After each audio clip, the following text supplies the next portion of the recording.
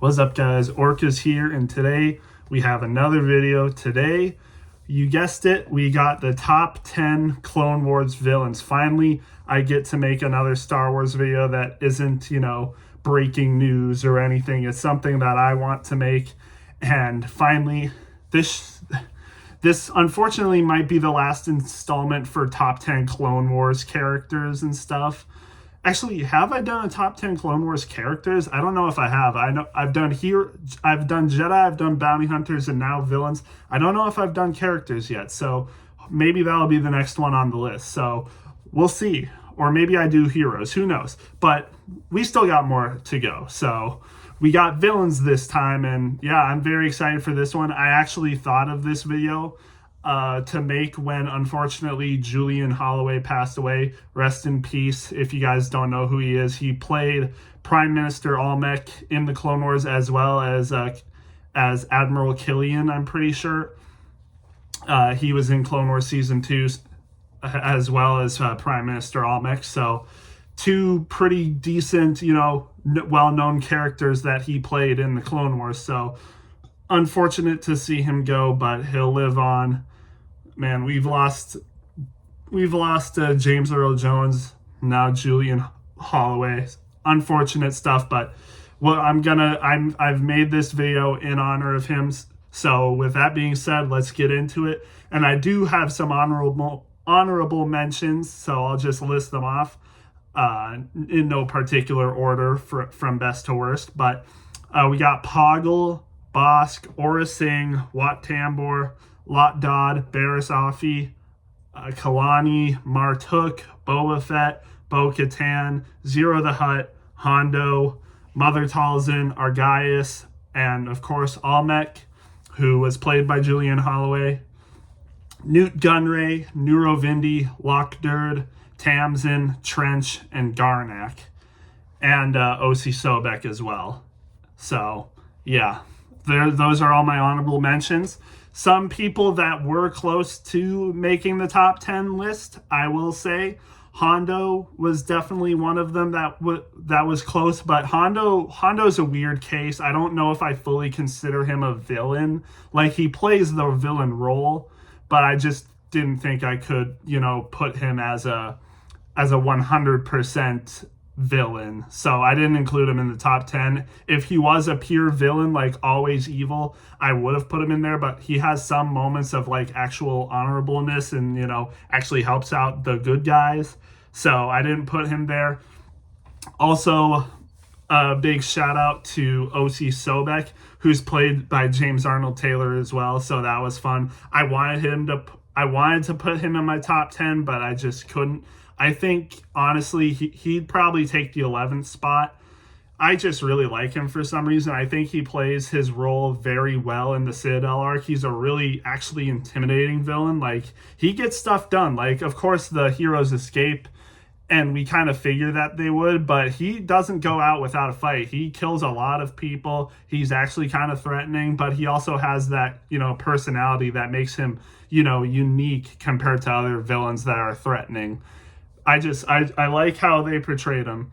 He's probably 11th for my all-time Clone Wars villains, but just misses out on the top 10 because I couldn't exclude some of these people.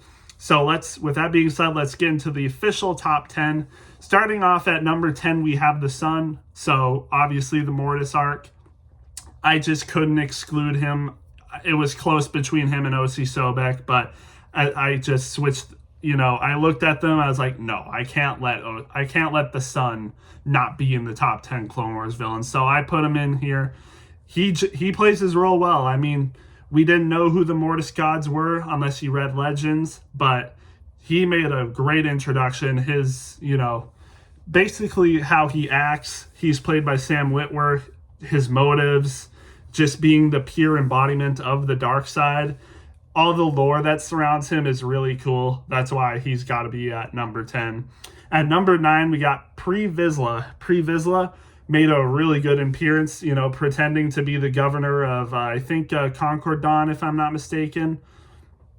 But he really made his appearance, making himself the reveal for the villain in that one episode. I don't think anyone was really surprised by that. But what was shocking or surprising for a lot of people is he pulls out the Darksaber in that introduction. And man, that was something. I mean, to bring the Darksaber, the lore around it, just crazy. But Pre Vizsla is a good villain on his own, especially in the Siege of Mandalore arc with Maul, who, spoilers, but not really if you're any knowledgeable Clone Wars fan, we'll get to later. But Pre Vizsla, he's a good villain too, honestly. His motives are very clear. What he wants to be, returning to the warrior past, just good stuff with him. I really like him, and of course the fight with Maul is very good on its own as well. And then at number 8, we got Ventress. And now a lot of people might think that Ventress should be higher on this list. And, you're entitled to your opinion. But you got to remember, this is Ventress as a villain. And honestly, I don't really think we see a whole ton of Ventress as a villain. The last we really see of Ventress as a villain is in Season 3. And keep in mind, we don't see her at all in Season 2. So we only get some bits of her in Season 1 as a villain. Obviously, the first episode. Then you got, I think, episode 9 with Luminara and Ahsoka. Then you got episode 16 in Season 1. So you have a few moments of her in the Clone Wars. Then you got some moments with her in Season 3, like the Battle of Kamino. And then, obviously, the Night Sisters arc. But after that, there isn't really much. But don't get me wrong, she's still a really good villain when she's a villain. But once we get to Season 4, I wouldn't really consider her a 100% villain anymore. She's more neutral and just does her own thing. She's not serving the dark side or anything. She just does her own thing. Sure, she might do some bad things once in a while, but she also does some kind of good things, like when she lets Pluma with... Why am I forgetting the bounty episode in Season 4 when she lets Pluma go to her family and doesn't turn them in, which she could have got more money for. But, she does the honorable thing there. Even in, Massacre episode 19, she shows genuine care for her Night Sisters, even though they might not be good people. Still, I don't really think you could consider her the villain in that episode. So it's really only in... The last time she's really a villain is in Season 3, so not as much as some other people that we'll see on this list of being a villain, but when she is a villain, she's really good. So she still takes the eighth spot. So yeah, still not bad for her. And at number 7, we got General Krell. And, I almost forgot to, list him. I listed all the villains to, put on this list, and I almost forgot about Krell. I have no idea why, but for some reason it just doesn't ring in my head that he's an actual menacing villain in this show for some reason. And I guess maybe the only reason that is because we only get to see him be a standout villain in the Carnage of Krell, the last episode. In the other 3 episodes, we could assume that General Krell is just a mean Jedi and does things really weirdly. But it's only in the last episode where it's revealed that, no, he actually is a real villain. And then once you realize that, you get to see, oh my gosh, this dude was an actual villain even in the other 3 episodes. And you get to, figure out, oh my gosh, this guy was plotting all this stuff the whole time. He was jamming their transmissions. He was trying to get them all killed. Holy shoot, he actually is a menacing villain. And of course, in the last episode of that arc, he really shows how much of a villain he truly is, how he can sense the Republic falling, just massacres all those troops and stuff, and then his death, really satisfying. But everything he does in that arc, just beautiful stuff for a villain. It's hard to see, especially when the clones gun down their own brothers, but that plan that he had for them to do that, just crazy. He is one of the best villains in the show just for that. Crazy stuff that he did, and that's why he's at number 7. At number 6, we have Savage Opress. I just like Savage Opress. Arguably, you could say that maybe the Sun and Krell are better villains than Savage, but I just love Savage. Just the hulking, menacing figure that he is. His lore with the Night Sisters that we get in Season 3. How much of a menace he is from the beginning, already killing 2 Jedi. Holy shoot. That arc with him and the Night Sisters is top tier Clone Wars. And then, of course, when he gets to be with his brother, it just gets even better with him. In season 5, episode 1, he murders Adigalia, a council member, by the way. Just shows how freaking powerful that he is. And I don't think it's like overblown. People want to be like, oh, he was just so powerful, and how do you explain it? It's like he was conjured by Night Sister magic. Mother Talzin, one of the most powerful figures in the galaxy. Like, what do you mean? It's perfectly explained how he's so powerful and how he got so powerful. Like, what are you talking about? So that makes sense to me. And then, of course, when he's in the Siege of Mandalore, just does some insane things in that arc as well. And then, of course, his fight with Sidious alongside his brother, and his death, unfortunately, because he is a villain, but he's like influenced and broken in a way. Like, he shouldn't have been that way. We saw that he was relatively good before the Night Sisters did that stuff to him, the way he was protecting his brother and everything. And then the Night Sisters did all that to him. So it's unfortunate that he became a villain like that, and then his death without any chance of redemption. It's tragic. And I think that's why he's such a good villain, is because his story is tragic. He's almost like Darth Vader in a way, just not really the same, but kind of in a way. Like, where he shouldn't have been a villain, but he became one. And it's just sad, and unfortunately he didn't get to redeem himself. But again, Savage, really cool villain. That's why he's at number 6. And at number 5, we have the best bounty hunter in the Clone Wars and possibly in Star Wars. We got Cad Bane. Now, Cad Bane, amazing villain. I know a lot of people some people don't like bounty hunters because they're not interesting, because all they care about is the money. But Bane is a perfect example of a villain and a bounty hunter. Like, all he's in it for is the money, but he does it in such a freaking good way. Like, he's actually menacing. He actually wins sometimes compared to some other villains in this show. Like, he actually can get stuff done, like stealing a holocron, freeing Zero the Hutt. Would have succeeded with the bounty hunter arc, kidnapping Chancellor Palpatine, if it wasn't all just a setup for Anakin. Like, he really got stuff done, and he was a threatening villain. It was really cool to see him. And obviously with the bounty hunters arc, I think his best moments were in the bounty hunters arc with Reiko Hardeen, Obi-Wan undercover. He just did some amazing stuff in that arc, especially in the box episode. He really shined in that episode, and a lot of other stuff. And unfortunately, that was the last we ever saw of Cad Bane in the Clone Wars, which was sad. But we did get to see him in the Bad Batch, which was nice, but I wish they did a little bit more with him. What they did with him in season 1 was cool, but I'm getting off track. Unfortunately, he low-key could have been higher in this list if they freaking released the arc with him and Boba Fett.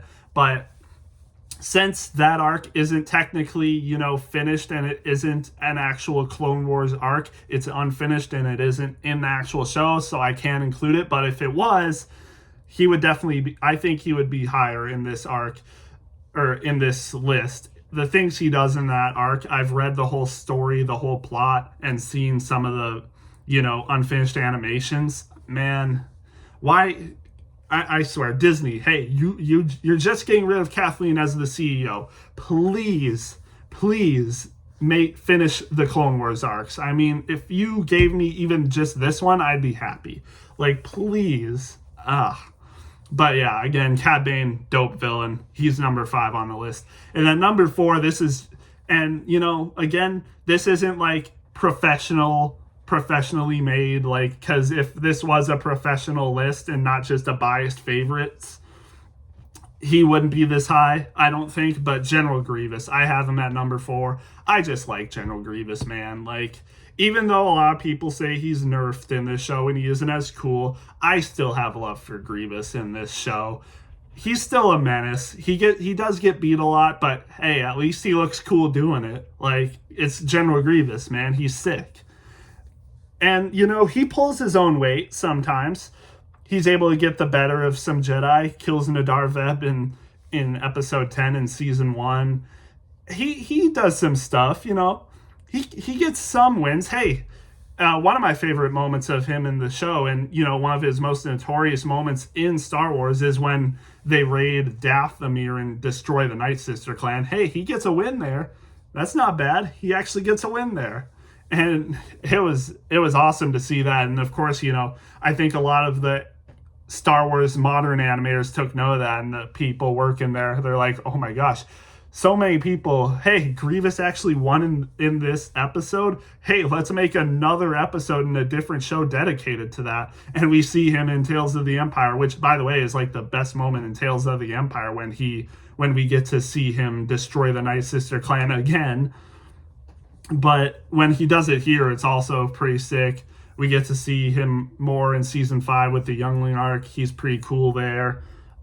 But yeah, I just like him, even though he might not deserve this 4th spot for like a professional list. Hey, it's my biased favorite list. That's why he's this high. So number 4 for Grievous, I think that's fair.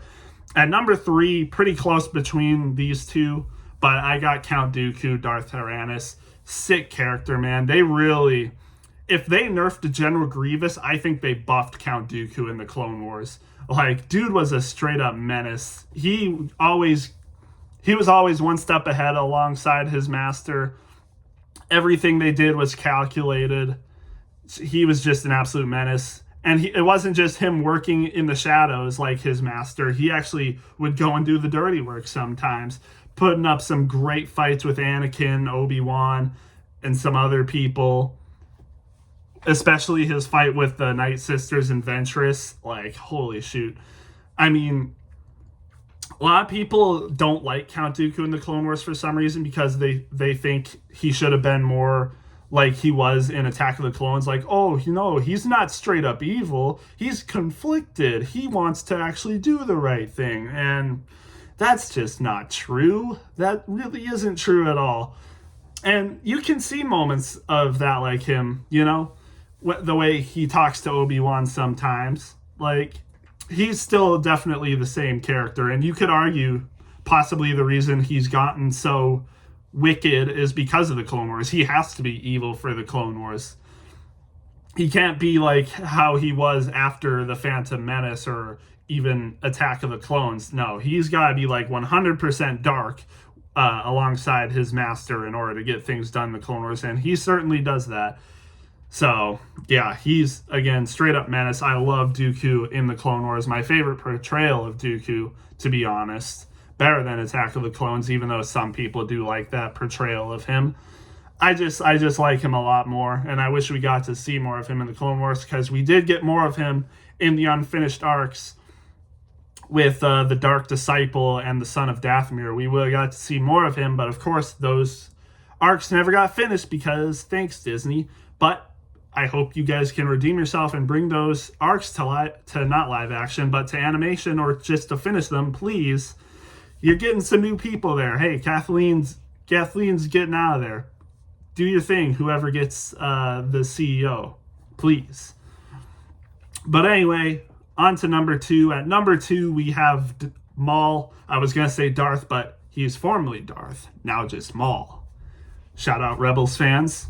But yeah, Maul obviously stole the show for the Clone Wars. A lot of people would say, like, oh, when Maul returns, that's when the Clone Wars gets peak. And honestly, not a bad take. I don't agree with it. I think it gets like peak around season 3 even.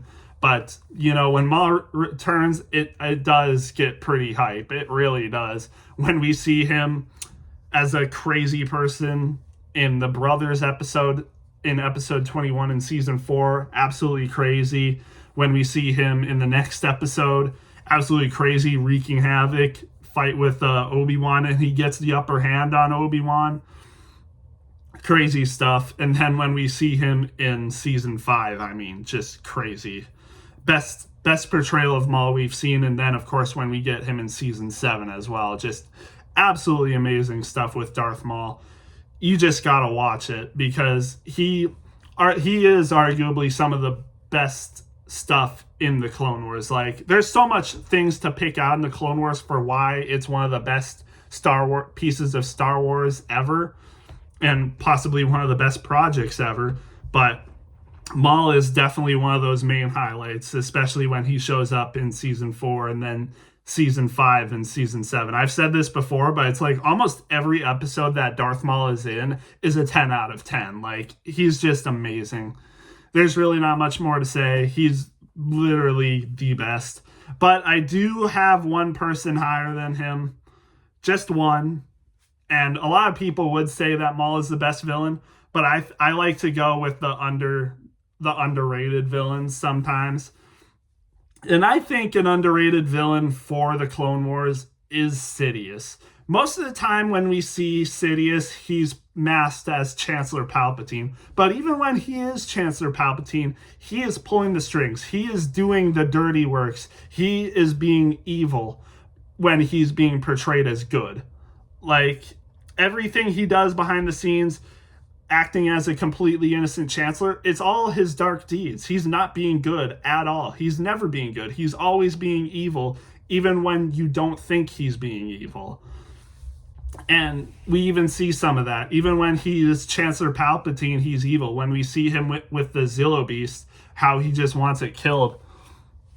And even other stuff when he's trying to frame like Mandalore, that they need the Republic help and that they should invade Mandalore, but that doesn't work out. And the way he manipulates Anakin, especially in the Obi-Wan undercover arc, where he's like, the Council doesn't trust you, but I trust you. Go do your thing. Like, it's crazy. And a lot of the works he does is behind the strings, especially with that arc. He did all that on purpose to make Anakin not trust the Council even more and to test his strength against Dooku. He was always pulling the strings. We see that with the Banking Clan arc as well, how he takes control of the Banking Clan. And, just crazy stuff. We see him with his masked hood sometimes. We see him like that in the Zygerian arc. We see him in that with the Scipio arc. He plays both Sidious and Chancellor in that arc.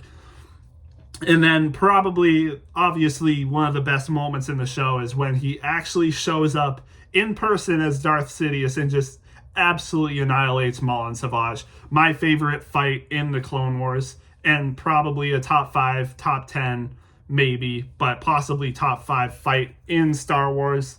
Just crazy stuff. Sidious is the best in my opinion. Even though a lot of people would say that Maul is, I think it's got to be Sidious. Because everything that he does, he probably gets the most screen time out of all of these people, I think. And all of that is him being a villain, basically. So I think you all know how Sidious is. But yeah, he's crazy. Just beautiful stuff how they portray Sidious in the Clone Wars, as they did with the Phantom Menace in the prequels as well. I just love it. I love it. And even in the final arc, you could say he's a villain, even though we don't really see him at all. We only hear like voices of him in Shattered, but he's playing the strings this whole time. Like, Maul is always talking about him like, oh, the Republic's gonna fall because of this guy, we can stop him.